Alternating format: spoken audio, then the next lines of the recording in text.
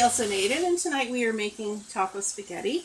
So this is how you determine how much spaghetti to use.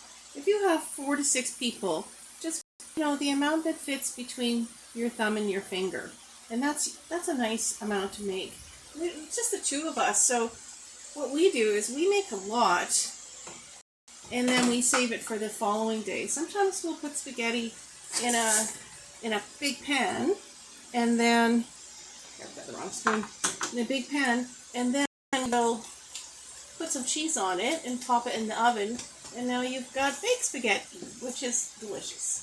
So let's just stir that in to the pot. And you can see that the taco meat is almost all ready to put the sauce in. But let me just tuck these spaghetti into the water so that can cook while we're doing the rest of the. There we go. That's going to come to a boil, and then I'm going to turn it down a little bit to 7. Right now it's on high. There we go. So see how I have all the little tomatoes in there, little cherry tomatoes? I happen to have like a ridiculous amount of cherry tomatoes, so I thought that would be nice to throw in there. Use whatever you have in the house. That's a good way to use up your food and not waste any food. We don't like to waste any food. So that has lots and lots of taco seasoning and some Cajun and a bunch of other spices. So these are the crushed tomatoes. See, it's just crushed tomatoes. And these are very, very inexpensive, although they have doubled the price in the last, no, not double. They've gone up 50% in price since, I don't know, last year, I think, as it has almost everything. Even if the government does say it's only 7%, that's only 7% for them. And then 50% or 100% or 150% for us. So that's not good. Let's tuck that away. So you're going to give that a good stir. So once we've got this all stirred in, and I've turned this heat down to 7, and I'm going to turn this one down to 7 as well. So you're going to give this a good stir. Oh no! I put the meat away before I put the sauce. Well, that's not a big deal. Oh, I forgot my own strategy. But that's okay. We can always add more sauce if we want to. It's just going to be really, really meaty, delicious sauce.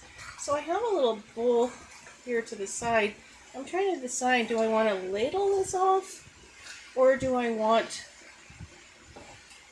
to just pour it into the bowl? Let me see how much I can do. Let me just make a little space here. That's my little bowl. Let's see if we can get... Because we don't need all of this from one night, that's sure. That's going to be a lot of sauce. And I think that we can take a fair bit of that out and then leave the rest for tonight's dinner. That's about right. That looks about right. So this guy is going to go in the fridge, and we probably will freeze him, but we'll let him cool down first. So there is our lovely meat sauce. That's going to be amazing, and we're just going to I'm going to cover that just so that it doesn't splurt up. And we're going to give the spaghetti another stir, and that will be ready soon. We're going to do a course of pasta test. You know, when you take a couple of strands out and run them under cold water and make sure that they're just the right texture that you like.